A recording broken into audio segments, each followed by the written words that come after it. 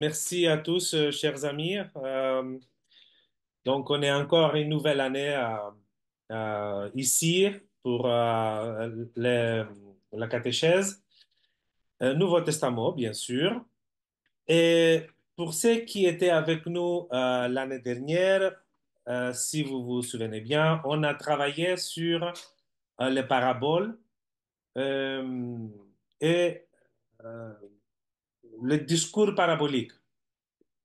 On a vu les particularités de ce type de paroles qui étaient fort intéressantes. Et alors, cette année, je me suis dit, pourquoi ne pas travailler sur un autre type, hein, sur un autre genre de discours, parce que de toute manière, Dieu nous parle en utilisant de différents types de discours. En lisant, mis à part nos expériences personnelles, je parle de la parole de Dieu dans l'Écriture. Nous avons des textes dans l'Écriture qui sont des textes poétiques ou qui sont des textes historiques ou allégoriques euh, ou apocalyptiques ou paraboliques. Donc tout cela, ce sont de manières que Dieu utilise pour nous parler. Et en lisant le chapitre 4 de l'évangile de Jean, on constate que là, nous avons un autre genre de discours que Dieu utilise pour nous parler. Et ce qui est intéressant, c'est que la manière dont Dieu parle dans l'écriture de Jean 4 correspond à la manière que Jésus parle à la Samaritaine dans le même chapitre. Alors, première chose qui est très intéressant aussi. Euh, et là, nous avons un discours qui n'est pas parabolique, qui n'est pas allégorique, mais qui est, on peut l'appeler métaphorique. On va voir qu'est-ce que cela veut dire, quels sont les enjeux de ce type de discours. Et mis à part les genres aussi de discours, ce qui est intéressant dans ce texte particulièrement, c'est que nous allons voir, il y a un schéma qui est tracé dans cette histoire et que ce schéma euh, a cette particularité de prendre par la main le lecteur, de le conduire à travers un itinéraire intéressant pour le conduire finalement à un résultat qui peut être particulièrement intéressant, et non seulement intéressant, mais important et même au niveau sotériologique, même un schéma de salut. Et pourquoi je dis ça? Il ne faut pas tarder de lire le texte euh, pour avoir d'abord une icône globale de ce que c'est cette histoire, bien que je suis sûr vous le connaissez déjà, mais connaître un texte ne dit rien du tout parce que chaque fois qu'on lit un texte, on le redécouvre. Et chaque fois qu'on lit un texte, nous ne sommes pas la même personne qu'on était la dernière fois qu'on a lu le texte. Donc chaque fois, nous avons des choses à découvrir parce que nous ne sommes pas les mêmes. Le texte, il est le même. Mais nous ne sommes pas les mêmes personnes. Et cela aussi veut dire quelque chose du texte, que si le texte peut répondre à nous chaque fois que nous sommes différents, il peut répondre à chaque personne depuis le premier siècle jusqu'à aujourd'hui, ça veut dire qu'il y a une vaste potentialité dans ce texte à nous parler. Alors, alors là, je partageais le PowerPoint, mais je vais euh, partager plutôt le Word pour lire le texte ensemble. Donc, on va les lire de haut en bas et après, on va essayer de les découper, de les prendre petit à petit pour les décortiquer. Alors, je vais essayer et je voulais bien que cette séance, ou au moins nos séances, soient de séances de dialogue participatif. Il ne s'agit pas d'un cours magistral, mais plutôt un séminaire où on cherche ensemble. Et donc, je ne prétends pas d'être le maître absolu de la science, mais plutôt un collaborateur qui peut vous orienter à dire vous-même ce que le texte vous dit. Alors, on commence euh, la rencontre de la Samaritaine avec Jésus prend l'ensemble du chapitre 4 de Jean. Alors, je commence à lire. Lorsque donc Jésus connut que les pharisiens entendirent que Jésus faisait plus d'apprenants et baptisait plus que Jean, bien que Jésus lui-même ne baptisait pas, mais ses apprenants, il quitta la Judée et s'éloigna de nouveau en Galilée. Il fallait que lui-même traverse la Samarie. Il vient donc dans une ville de Samarie dite Sichar, proche du lieu que donna Jacob à Joseph, son fils. Était là la source de Jacob. Jésus donc sonnait à la suite de la marche, s'asseya ainsi sur la source. C'était environ la 6e heure. Vient une femme de la Samarie pour puiser de l'eau. Jésus lui dit, donne-moi à boire. En effet, ses apprenants s'étaient éloignés vers la ville afin d'acheter de la nourriture. La femme samaritaine lui dit donc, comment toi qui es juif, d'auprès de moi, tu demandes à boire, moi qui suis une femme samaritaine? Jésus répondit et lui dit, si tu voyais, savais, le don de Dieu, et qui est celui qui te dit, donne-moi à boire, toi, tu lui aurais demandé, et il, et il t'aurait donné de l'eau vivante. La femme lui dit, Seigneur, tu n'as pas de seau, et le puits est profond. D'où donc as-tu l'eau vivante? Est-ce que toi, tu es plus grand que notre père Jacob, qui nous donna le puits, et en a bu lui-même, et ses fils et ses troupeaux? Jésus répondit et lui dit, tout buvant de cette eau aura soif à nouveau. Or, celui qui boit de l'eau que moi je lui donnerai n'aura sûrement pas soif pour l'éternité, mais l'eau que je lui donnerai adviendra en lui source d'eau bondissant en vie éternelle. La femme lui dit, Seigneur, donne-moi cette eau pour que je n'aille plus soif et ne traverse plus ici pour puiser. Il lui dit, va, appelle ton mari et viens ici. La femme répondit et lui dit, je n'ai pas de mari. Jésus lui dit, t'as bien dit, je n'ai pas de mari. En effet, tu as eu 5 maris, et celui que tu as maintenant n'est pas ton mari. En cela, tu as dit vrai. La femme lui dit, Seigneur, je vois que tu es un prophète, toi. Nos pères se prosternèrent dans cette montagne, et vous vous dites que dans Jérusalem est le lieu où il faut se prosterner. Jésus lui dit, crois-moi, femme, que vient une heure où ni dans cette montagne, ni à Jérusalem vous vous prosternerez devant le Père. Vous, vous vous prosternez à propos de ce que vous ne voyez, savez pas. Nous, nous nous prosternons à propos de ce que nous voyons, savons. Parce que le salut est à partir des Juifs. Mais vient une heure, et elle est maintenant, où les vrais prosternants se prosterneront devant le Père en souffle et en vérité. Et en effet, le Père cherche de tels prosternants. Dieu est souffle, et il faut que se prosternent en souffle et en vérité ceux qui se prosternent vers lui. La femme lui dit, je vois ce que le Messie vient, celui qu'on appelle Christ.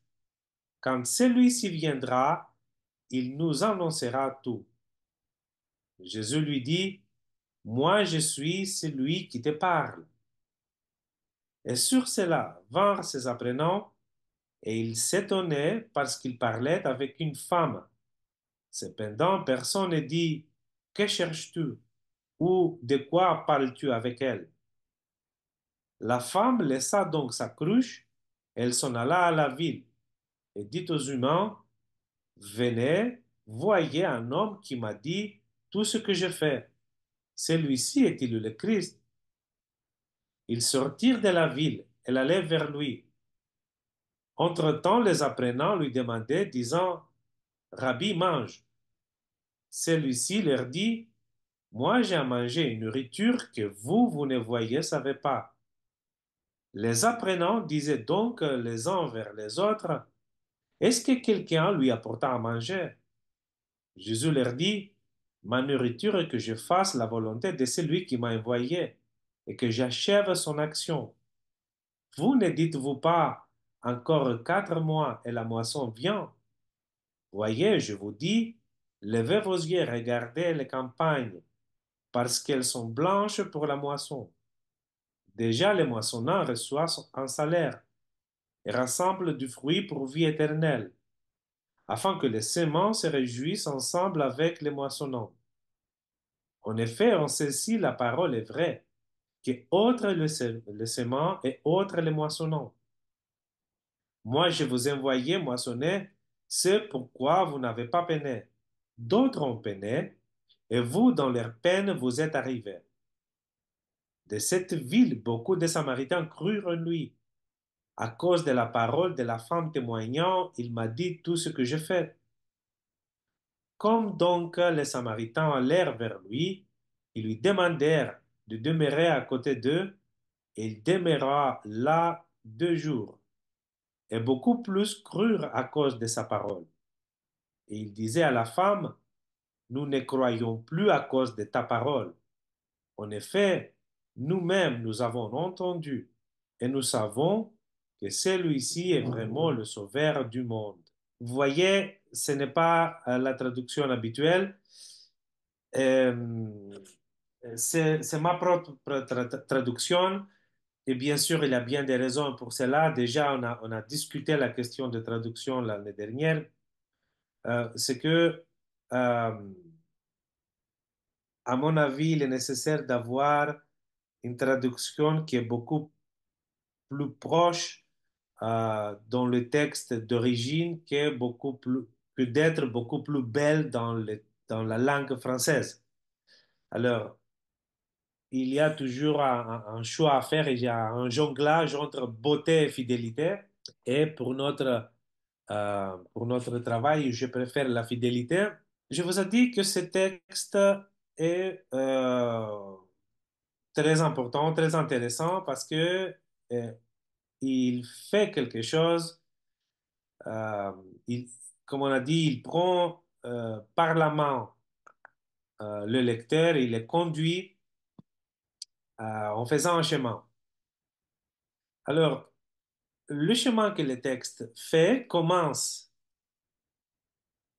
par une phrase du des 3 premiers versets et il arrive au verset 42. Donc, c'est ça le commencement et la fin de ce texte.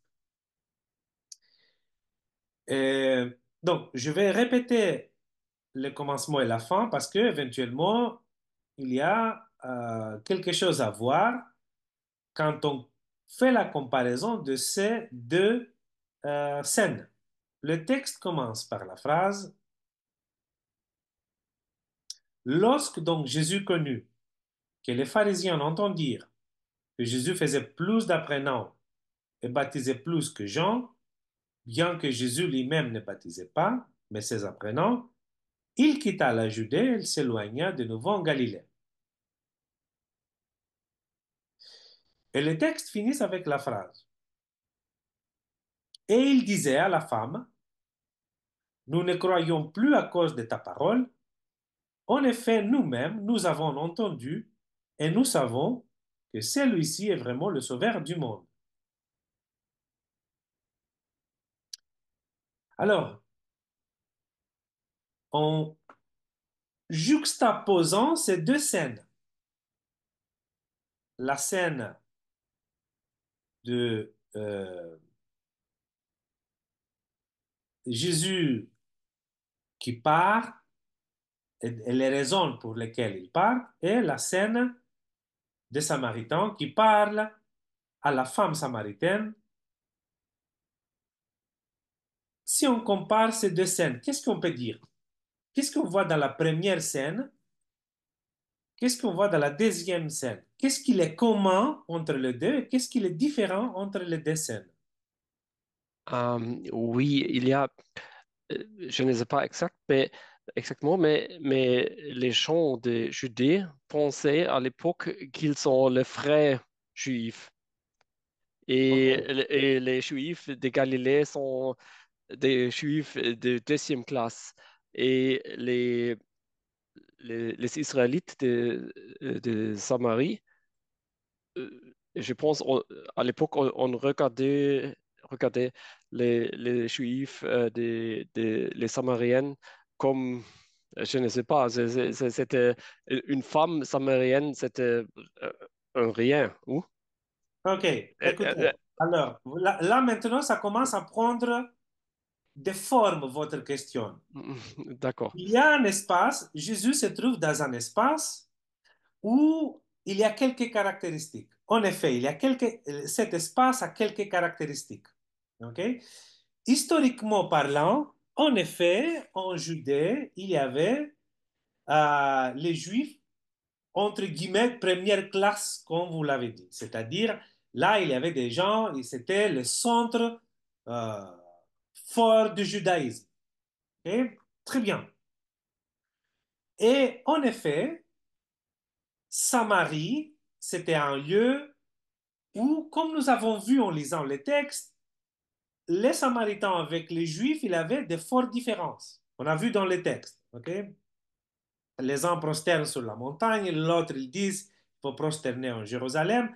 Donc, les deux lieux sont caractérisés par tradition, hein, par de fortes traditions, deux traditions fortes.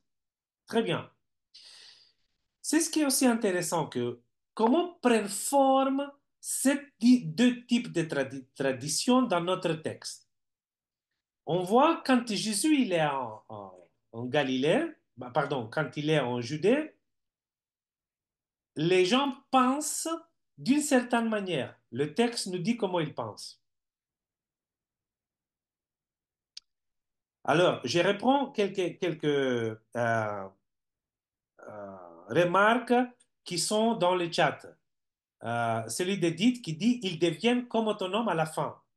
Belle remarque, on garde ça. Deuxième, Jésus de Jeanne quitte la proximité des pharisiens et s'éloigne, choisit d'aller en dehors et rencontre des gens qui reconnaissent directement le Sauveur du monde, pas seulement d'Israël. Très bien, ok. On commence à voir les différences de ces deux lieux. Et on essaye de caractériser ces différences, comme le texte nous donne à les caractériser. Donc, d'abord, Jésus connut que les pharisiens entendent dire que Jésus faisait plus d'apprenants et baptise plus que Jean. Donc, les pharisiens entendent une rumeur autour de Jésus, au sujet de Jésus. Entendent une rumeur. Et les gens qui parlent, ils font une comparaison. Ils font une comparaison entre Jean et Jésus. Et cette comparaison est fondée sur un certain type de pensée. C'est une comparaison arithmétique, quantitative. Les gens comparent Jésus et Jean par des critères quantitatifs. L'un baptise plus que l'autre. L'un fait plus d'apprenants que l'autre. OK? Donc, pensée comparative, critères quantitatifs. À la fin, dans le 42, les Samaritains, eux aussi, issus d'une grande et longue tradition, disent le suivant. Nous ne croyons plus à cause de ta parole. En effet, nous-mêmes, nous avons entendu et nous savons que celui-ci est vraiment le sauveur du monde. Voyez, là, nous avons un autre type de pensée complètement différent.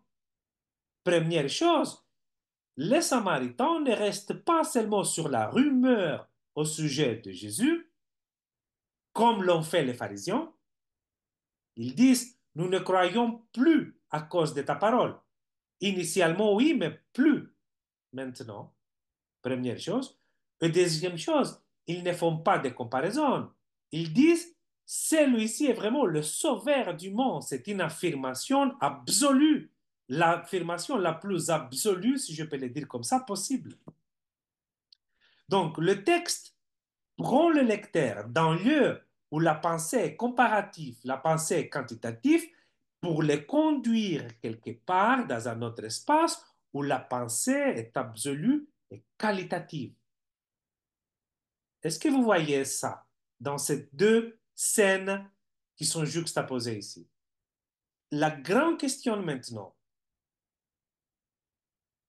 la grande question, oui, parce qu'ils ont expérimenté, ils ont fait expérience, ils ont fait expérience. Et il faut, là, vous avez peut-être remarqué dans la lecture du texte, vous avez éventuellement remarqué qu'il y a deux traductions du verbe savoir. Il y a un verbe savoir voir, qui veut dire les deux choses en grec, et puis il y a un autre verbe qui veut dire savoir seulement. OK? Le verbe qui veut dire savoir, connaître, c'est le verbe gignosko en grec. Gignosko. Et gignosko veut dire, ne veut pas dire avoir un savoir ou une connaissance intellectuelle, mais avoir une connaissance à travers une expérience relationnelle. C'est exactement le même verbe que le texte grec, la Septante, utilise quand il parle d'Adam, qu'il a connu sa femme et ils ont eu un enfant. C'est exactement le même verbe. Donc, le verbe gignosko dans la langue grecque, quand on le lit dans la langue française, il faut comprendre non pas un savoir intellectuel, mais une connaissance qui vient par une expérience relationnelle, des rencontres profondes. Alors, ce qu'ils disent les Samaritains ici, c'est nous avons eu expérience de quelqu'un et à travers cette expérience, nous pouvons les qualifier sauveurs du monde. Vous imaginez, hein, la grandeur de cette parole. Alors vient le problème maintenant. Si Jésus était venu en tant que sauveur du monde, et si sa parole a un tel pouvoir transformatrice chez l'auditeur, chez le lecteur, de le transformer d'une simple personne à quelqu'un qui peut croire profondément, alors ça m'embête personnellement que je ne connais rien de rien sur ce que Jésus a dit et a fait chez les Samaritains pendant 2 jours. Si le texte, si Jésus est là pour faire ça, et si le texte biblique est là pour témoigner de Jésus, pourquoi nous ne savons rien de ce qui s'est passé entre Jésus et les Samaritains, les Samaritains? Que pensez-vous de cette question? Oui, bonsoir Suzanne. Euh, Bonsoir, Suzanne. on sait bien dans le dialogue avec la femme samaritaine, comment Jésus s'exprime. Et c'est ce dialogue qui est, à mon avis, beaucoup plus important que les 48 heures dont nous savons rien, effectivement. Et la remarque, à cause de ta parole, mais nous-mêmes, nous avons entendu, bon, c'est bien, mais il me semble que c'est dans le dialogue, parce que c'est un dialogue, sur certaines icônes grecques, on voit Vidas qui il enseigne, mais il y a aussi Vialegomenos. Ce qui est intéressant, c'est le dialogue, Mhm. je crois. Excellent, excellent. Alors, la réponse de Suzanne, elle dit que éventuellement, nous n'avons pas besoin de ce qui a été dit entre Jésus et les Samaritains, parce qu'ailleurs dans le texte, nous avons quelque chose qui peut nous aider, nous aussi, dire Jésus sauveur du monde. Et donc, c'est pour cela que la rencontre avec la Samaritaine est importante. C'est pour cela que ce dialogue, parce qu'en effet, Jésus, ce dialogue avec la Samaritaine, est très important. Parce que ce n'est pas seulement un dialogue euh, où il y a un échange des informations, c'est beaucoup plus profond. C'est la manière dont parle Jésus qui enseigne. Et alors, si on comprend ce qui se passe entre Jésus et la Samaritaine, nous pouvons comprendre comment les Samaritains arrivent à dire il est sauveur du monde. Est-ce qu'on peut regarder ce qui se passe dans le verset 6? Donc aujourd'hui, on va un peu euh, regarder le texte, c'est des grands moments du texte en tant qu'apéritif pour pouvoir être, avoir envie de goûter encore plus dans des autres racontes. Alors, dans le verset 6, il dit, était là la source de Jacob. Jésus donc sonnait à la suite de la marche, s'asseyant ainsi sur la source. Et puis, la scène d'après, vient une femme de la Samarie, pour puiser de l'eau. Donc, c'est comme ça que euh, la scène, euh, la scène de la rencontre est organisée. Hein. La scène de la rencontre est organisée. Alors, je bascule sur mon texte pour avoir le texte sous les yeux. On va lire. Donc, le texte se sépare en deux temps. Il y a le temps avant la rencontre avec la Samaritaine et le temps après la rencontre avec la Samaritaine. Alors, première remarque, je vais relire le verset 1 à 6 pour voir ce qui est l'effet du sens que ce texte nous donne. Donc, lorsque Jésus connut que les pharisiens entendirent que Jésus faisait plus d'apprenants et baptisait plus que Jean, bien que Jésus lui-même ne baptisait pas, mais ses apprenants, il quitta la Judée et s'éloigna de nouveau en Galilée. Il fallait que lui-même traverse la Samarie. Il vient donc dans une ville de Samarie, dite Sichar, proche du lieu que donna Jacob à Joseph son fils. Était là la source de Jacob. Jésus donc sonnait à la suite de la marche, s'asseyait ainsi sur la source, c'était environ la 6e heure. Alors, ici, le texte fait quelque chose qui est très intéressant et c'est un motif qu'on repère aussi ailleurs dans les textes évangéliques. Voyez, elle commence par Judas.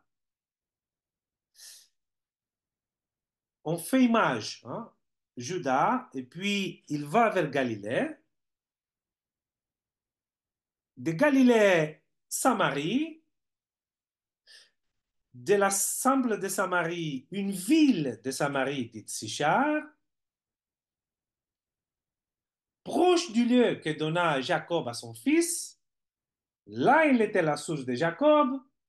Jésus est assis sur la source. Donc, ça, cet euh, effet que fait le texte de prendre le lecteur de quelque chose qui est large pour focaliser encore plus sur une géographie, et encore plus pour arrêter sur un point précis qui est sur la source. En cinéma, on l'appelle travelling. Et ça, c'est un effet que les textes ont fait souvent quand ils préparent le lecteur pour quelque chose de très important qui va se passer, une sorte d'apocalypse, une sorte de révélation. La même chose, euh, on- je me souviens, fait le texte quand Jésus est en Nazareth et il va prêcher dans une synagogue. Donc il est en Nazareth, dans une synagogue, il monte, il va dans la synagogue là où il y a Torah pour lire, il l'ouvre, euh, le livre d'Isaïe, et il trouve un point précis où il dit, aujourd'hui, cette prophétie d'Isaïe est remplie dans votre oreille. Donc, c'est exactement le même effet que fait le texte de focaliser sur un point qui est particulièrement important. Et regardez dans le texte grec, dans le verset C, il est assis sur la source. Non pas à côté de la source, mais sur la source. Qu'est-ce que cela donne à comprendre? Je vais répéter que la source, c'est la source du puits de Jacob. Qu'est-ce que vous comprenez quand vous entendez que là, il y a une source d'eau et Jésus est assis sur la source? La continuité, la source, mais il s'assoit sur la source, donc il est la nouvelle source. Non. Il la régénère peut-être. Très bien, très bonne remarque, parce que cette remarque va nous aider à comprendre quelque chose qui a à voir avec l'eau.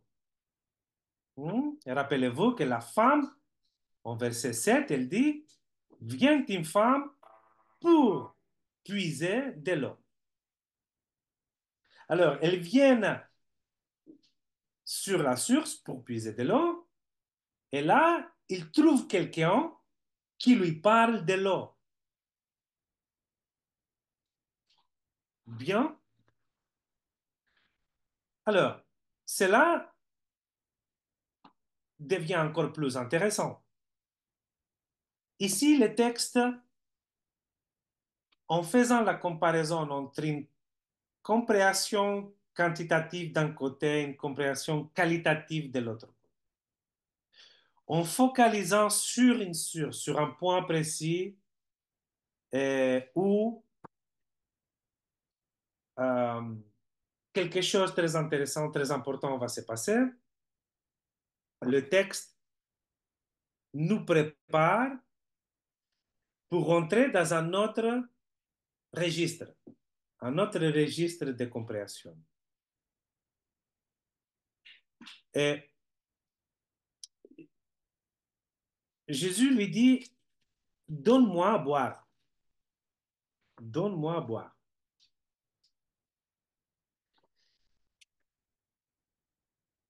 Donc, là où il est assis, il commence à parler. La Samaritain vient sur le même lieu, mobilisée par une nécessité de l'ordre vital, ayant comme objet valeur, hein, c'est ce qu'elle cherche, l'eau de la source. Et le dialogue commence par cette simple demande formulée euh, par Jésus, donne-moi à boire. Alors, la demande est très basique, vraiment, c'est très simple. Mais le texte, pour quelque raison qu'on ne comprend pas, associe cette phrase, donne-moi à boire, avec le départ de ses apprenants. En plus, par un connecteur explicatif. Il dit en effet. Ça, c'est-à-dire gare en grec. Hein? Donc, Jésus dit, donne-moi à boire, car en effet, ses apprenants s'étaient éloignés vers la ville afin d'acheter de la nourriture. Donc, en effet fonctionne comme une explication, une justification donnée par les textes de la motivation de Jésus à demander à la femme quelque chose que dans d'autres conditions, si par exemple les apprenants n'étaient pas partis, il aurait demandé à ses apprenants. Ainsi, le texte ouvre la possibilité de considérer cette femme comme étant ou comme prenant le rôle d'un apprenant. Alors, la demande de l'eau pourrait éventuellement être considérée comme une introduction à l'apprentissage selon Jésus. Vous voyez, le texte construit les conditions pour le comprendre. Alors, la suite du texte validée, la femme, à partir de l'échange, euh, euh, elle vient euh, faire l'hypothèse selon laquelle il est le Christ, il est le Messie. Donc, surtout, elle devient elle-même une, euh, un transmetteur de la parole qu'elle a reçue de Jésus, et ainsi, elle mène cette parole vers les Samaritains. Et ainsi, en émenant la parole de Jésus vers les Samaritains, il mène les Samaritains vers Jésus. Alors, euh, il y a une fonction médiatrice de la femme, et donc cette femme, prenant la parole de Jésus, le transmettant aux Samaritains, après, elle s'efface derrière Jésus pour lui laisser toute la place de développer sa relation avec ses compatriotes. C'est l'exemple de Baptiste, hein, que Jean-Baptiste, il a fait des apprenants, mais petit à petit, il se retire et il laisse toute la place à Jésus. Alors, on sait que Jésus enseigne par des paraboles. Euh, il parle par des histoires qui veulent dire autre que c'est ce qu'elles disent. Mais ici, Jésus n'offre pas de telles histoires paraboliques à la femme. Il lui offre une eau qui n'a pas de qualité de l'eau. Il utilise la figure de l'eau naturelle pour parler d'une eau dans notre monde. Ici, donc, Jésus fait usage d'une parole métaphorique pour faire les liens entre deux réalités radicalement différentes. La réalité perceptible du monde matériel et la réalité indicible du monde spirituel. Alors, euh, Jésus, non seulement euh, parce que habituellement nous avons la métaphore en une seule phrase, hein, les linguistes parlent de la métaphore étant limitée dans une seule phrase, mais ici Jésus fait tout un discours métaphorique. Dans la métaphore, donc la différence entre la parabole et la métaphore, c'est que dans les textes évangéliques, souvent le texte commence par la phrase il est semblable. Hein, le royaume de Dieu est semblable à quelque chose. Où Jésus a dit cette parabole. Donc, il y a une formule qui introduit la parabole. Ici, nous n'avons pas dans sa métaphore, dans les dialogues métaphoriques, il n'y a pas une telle phrase d'introduction qui définit en amont les conditions de la parole. Hein? Ici, nous avons en mise en place, en mise en scène des acteurs et des phrases qui n'introduisent pas de manière euh, explicite la parole métaphorique. Alors c'est ça qui est difficile pour comprendre la parole métaphorique. Et c'est difficile, non pas pour nous, mais pour aussi des biblistes chevronnés comme c'était Nicodème. Vous vous rappelez la rencontre avec Nicodème où Jésus lui parlait d'une nouvelle naissance et Nicodème était scotché sur la naissance naturelle, physique, là où Jésus lui parlait d'une autre naissance. Alors, entrer dans ce monde métaphorique n'est pas toujours évident. C'est ni naturel ni évident. Alors, euh, pourquoi Jésus choisit-il ce type d'enseignement? Pourquoi obliger l'interlocuteur à passer par le chemin étroit de l'interprétation? Pourquoi Jésus prend les risques graves en parlant de la sorte à propos de sujets tellement importants de l'Évangile? Donc, ce monde totalement autre que Jésus propose. Pourquoi ne pas utiliser un mode plus efficace de communication? Alors, je pense que euh, la compréhension habituelle postule que l'objet à communiquer est une information, un objet de savoir qui doit passer de l'émetteur au récepteur. Donc, logiquement, plus la description de la formation est claire, plus la réception est précise et explicite. Or, Jésus ne transmet pas des informations car il parle des choses et des situations que ne peut pas vérifier par un processus intellectuel. Jésus invite son interlocuteur à entrer dans un espace de compréhension métaphorique des choses et des situations qu'on ne peut pas transmettre par l'information, mais seulement par une expérience personnelle. Alors, en agissant ainsi, Jésus manifeste un respect absolu de double donne que l'homme a reçu lors de sa création à l'image de Dieu. La raison et le libre arbitre. Jésus ne s'impose pas et n'impose pas un processus intellectuel, mais il se propose à l'homme libre qui veut utiliser sa raison et une démarche interprétative. Donc la métaphore n'est pas une opération rhétorique, ni un choix stylistique, mais une condition théologique de la parole.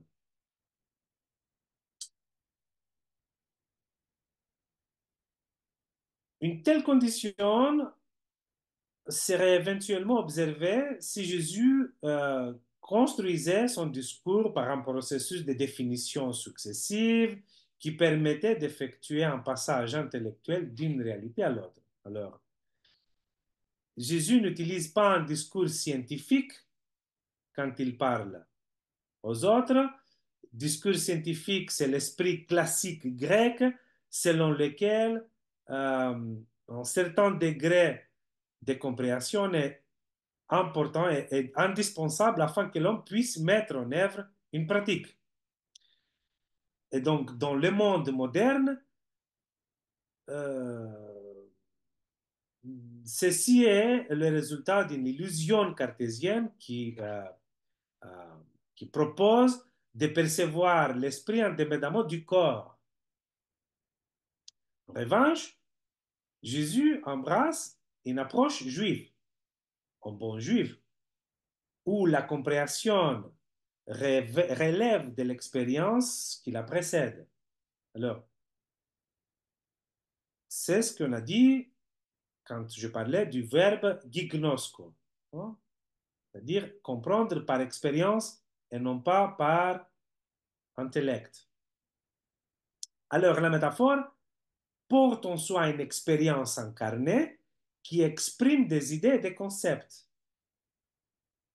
Il s'agit d'un procès pédagogique qui implique d'abord l'expérience somatique ou la mémoire d'une expérience pour que l'interlocuteur soit amené à la compréhension de la métaphore.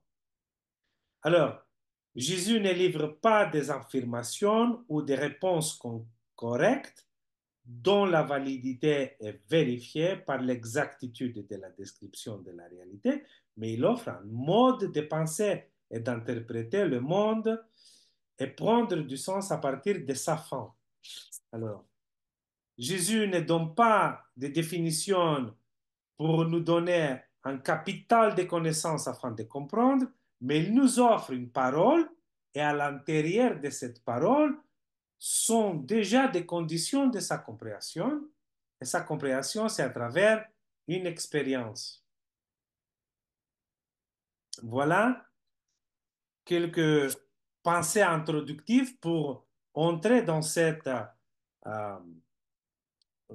espace de discours métaphorique qui n'est pas un discours d'information, mais c'est un mode de communication et c'est le mode par excellence que Jésus utilise pour nous faire entrer dans dans cette, dans son, euh, j'ose dire, royaume, euh, qui est un royaume d'expérience et qui laisse libre son interlocuteur à faire l'expérience. Et c'est ce que nous avons vu, c'est que par cette expérience, les Samaritains ont pu dire Jésus est le sauveur du monde. Donc voilà une réflexion d'introduction sur les textes que nous allons analyser, sur les autres euh, quatre ou cinq rencontres. Est-ce que vous avez des remarques? Est-ce que vous avez des questions?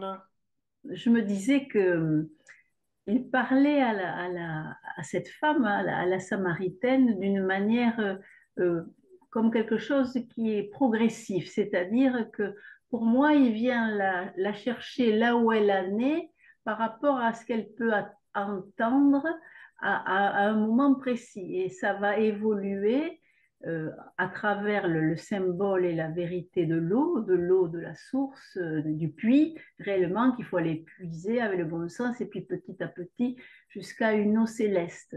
Donc, quelque part, par rapport à ce que disait le père Vassilakis, quand il disait que souvent il y avait cette idée d'infini et puis petit à petit on allait sur quelque chose de précis, mais là c'est pareil, il commence d'une manière large et puis pour aller carrément au centre du puits, au centre du cœur, c'est-à-dire la prière. Et la prière, euh, l'esprit certes descend, mais elle se fait à l'intérieur de nous, donc elle va devenir quelque chose aussi de très physique. Et moi, par ailleurs, ce qui m'interpelle toujours là dans ce texte, c'est que je me dis, en tout cas selon la traduction, il fallait qu'il passe par là. Alors je me dis, je ne sais pas si Jésus, il était obligé de passer par là. Il était fatigué. Je ne sais pas s'il était vraiment fatigué, mais en tout cas, ce qui est certain, c'est que il nous cherche. Il vient à notre rencontre. C'est lui qui, je sais pas, je sais même pas si c'est vraiment le trajet pour aller en Samarie. Je ne suis pas forcément convaincue. Et il est assis là, il attend, il cherche, et c'est petit à petit que cette rencontre se fait. Et puis la troisième chose, excusez-moi de monopoliser, parce que c'est au niveau, au départ, il lui demande à boire, mais je crois que c'est important aussi, c'est que les hommes et les femmes, à ce moment-là, le dialogue est difficile. Déjà, il a le courage elle lui donne à boire, c'est l'hospitalité, mais il a le courage d'aller contre les mœurs de l'époque, de parler à une femme, de lui demander à boire, et il pourrait la mettre en péril, elle aussi, quoi, quelque part. Donc, c'est à quel point évidemment qu'il n'est pas là par hasard, mais il vient pour quelque chose qui va être vraiment une implication totale, quoi. Voilà. Bon. Toutes les remarques sont très belles, Edith. Oui, il y a une progressivité, bien sûr, c'est ce qu'on va voir aussi, c'est c'est cette capacité de la femme samaritaine à suivre systématiquement Jésus. Et ça, c'est quelque chose qui est très intéressant parce qu'elle est capable de sortir de ce que je dis, zone de confort herméneutique. Mhm. C'est-à-dire, nous avons une zone de confort, ok? Je comprends l'évident. Mais quand il y a quelque chose qui n'est pas évident, ça me demande une force de sortir de cette zone de confort pour élargir ma compréhension. Donc, la Samaritaine, après, c'est la pédagogie de Jésus d'un côté où il n'y a pas un choc énorme, mais progressif. Et puis la capacité des Samaritaines de marcher ayant d'un côté un pied sur un terrain sûr, de la tradition par exemple, et puis d'avancer à un chemin qui n'est pas très sûr, mais qui est proposé par Jésus. Alors, et de sortir donc petit à petit de sa zone de confort. Et là, elle commence à se sentir confortable. Et Jésus met encore un enjeu plus large et le demande de sortir encore petit à petit. Elle a cette capacité de suivre Jésus dans cet inconnu qui lui est proposé, qui fait cette femme exceptionnelle et qui est un modèle à suivre, hein, absolument. Mais c'était aussi un peu provocante pour les gens de l'époque parce que c'était une femme et aussi une Samaritaine. Alors, normalement, je pense le peuple de Judée pensait c'est les hommes de Judée qui sont appelés par Dieu et pas les Samaritaines et pas les femmes. Je pense que c'est très provoquant, ces Oui, bien textes. sûr. En commençant par ça, on se déplace dans les registres historico-critiques ou historiques de la pensée, bien sûr. Déjà de s'adresser à une femme à l'époque euh, de telle manière comme euh, deux personnes égales, hein, c'est déjà énorme, voire à parler à une femme samaritaine. Mais déjà, Edith l'a dit, c'est intéressant, il y a une phrase qui dit il fallait passer par euh, la Samarie. Et on connaît bien par d'autres textes évangéliques que Jésus a absolument interdit à ses disciples d'aller, de passer par la Samarie. Et il y avait un autre chemin, historiquement parlant, il y avait un autre chemin pour aller en Galilée sans forcément passer par Samarie. Et que les Juifs utilisaient systématiquement ce chemin-là. Donc, c'est cette phrase il fallait, ce n'est pas une nécessité géographique, loin de là. Mhm. Souvent, cette il faut ou il fallait, dans la Bible, il faut les comprendre par son objectif et non pas par sa cause. Hmm? C'est un il faut eschatologique, pour le dire comme ça. C'est un il faut qu'on ne peut interpréter qu'à partir de sa fin, à partir de son objectif et non pas à partir de sa cause. Il y a encore une remarque envoyée par Jeanne. Je retiens entre autres que la métaphore laisse libre, c'est imparable, elle n'invite pas à argumenter en l'entendant, elle rejoint le cœur de l'auditeur. Très bien. Jésus ne cherche pas à argumenter, à prouver. Et justement, c'est parce que, comme je dis tout à l'heure, Dieu nous a donné deux cadeaux. Hein. Les pères de l'Église, quand ils parlent de cet euh, homme créé à l'image et ressemblance de Dieu, certains pères de l'Église interprètent cette image et ressemblance de Dieu par la logique, la raison et le libre arbitre. Alors, Jésus ne veut pas s'imposer. Il veut seulement se proposer. Donc, il se propose quand à la fois il se révèle, mais à la fois il se cache derrière ses paroles. Hein. C'est une sorte de cache-cache théologique. Et donc, quand, quand il parle de lui de telle manière, quand il parle du royaume de Dieu d'une manière parabolique, quand il parle de soi-même de manière métaphorique, c'est parce qu'il ne veut pas s'imposer, il veut juste se proposer et que l'interlocuteur, ce qui est en face, l'auditeur, est libre de dire oui ou non à cette proposition. Et c'est seulement quand on est libre que notre réponse a de la valeur. Sinon, si on est obligé, notre réponse n'a pas de valeur.